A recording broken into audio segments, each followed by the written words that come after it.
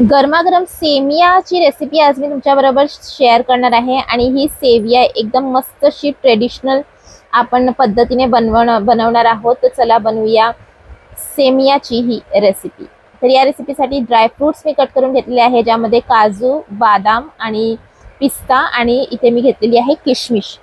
तर चला आता आपण या एका पॅन मध्ये घी टाकून पहिले याला फ्राय करून घेऊया, कारण जेव्हा आपण ड्रायफ्रुट्स घी मध्ये फ्राय करतो ना, म्हणजे तूप मध्ये, तर खूप छान त्याचा टेस्ट येतो। तर इथे मी 1 टेबलस्पून टाकलेला आहे देसी तूप आणि त्यामध्ये आपण हे ड्रायफ्रुट्स जे कट करून घेतलेले होते ते टाकून घेऊया आणि इथे परतून घेऊया जिथपर्यंत जे किशमिश आहे ना ती फुलत नाही। हे बघा किशमिश फुललेली आहे, मस्त असा टेस्ट येतो यामध्ये।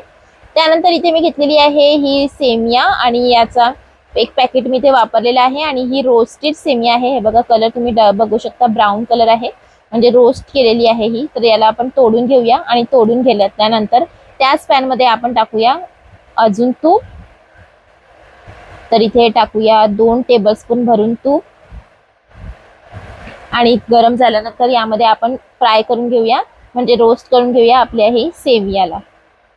तर हे बघा तोडून घेतलेली होती। आता इथपर्यंत आपल्याला परतून घ्यायचं आहे जिथपर्यंत त्याचा कलर थोडासा अजून डार्क होत नाही।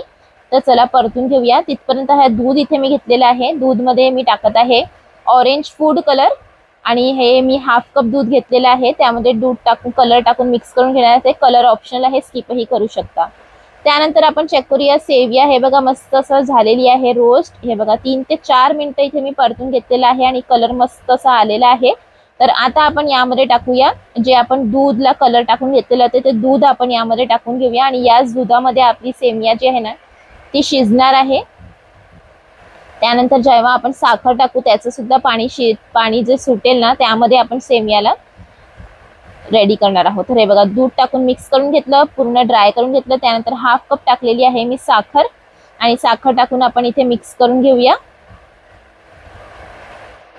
आणि मिक्स केल्यानंतर यामध्ये आपण टाकूया ड्रायफ्रुट्स जे आपण रोस्ट करून घेतलेले होते, मिक्स करून घेऊया आणि साखरमधनं जे पाणी सुटेल ना आता त्याच पाण्यामध्ये आपली जी सेमिया आहे ती शिजणार आहे अजून। आणि यामध्ये मेन इन्ग्रेडियंट जे आहे ते आहे वेलची पावडर। तर इथे मी 1/4 टीस्पून टाकलेला आहे वेलची पावडर, कारण वेलची पावडरचे टेस्ट या सेमियामध्ये खूप छान येते।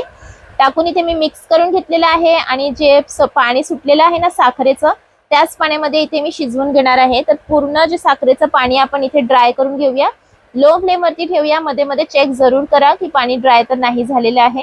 आणि ही झालेली आहे 7 मिनिटं। 5 ते 7 मिनिटांमध्ये पाणी जे आहे ना ते पूर्णपणे ड्राय होईल। तर चला चेक करून घेऊया आणि हे बघा पाणी पूर्णपणे ड्राय झालेलं आहे आणि ही मस्त अशी आपली सेविया जी आहे ना ती झालेली आहे रेडी। तर चला मिक्स करून घेऊया आणि गरमागरम ही सेविया आता आपण सर्व करून घेऊया। खूप छान तयार होते, नक्की तुम्ही ट्राय करा अशा प्रकारे ही सेवियाची रेसिपी आणि तुम्हाला आवडेल अशी ही सेमियाची रेसिपी आज मी तुमच्याबरोबर शेअर केलेली आहे।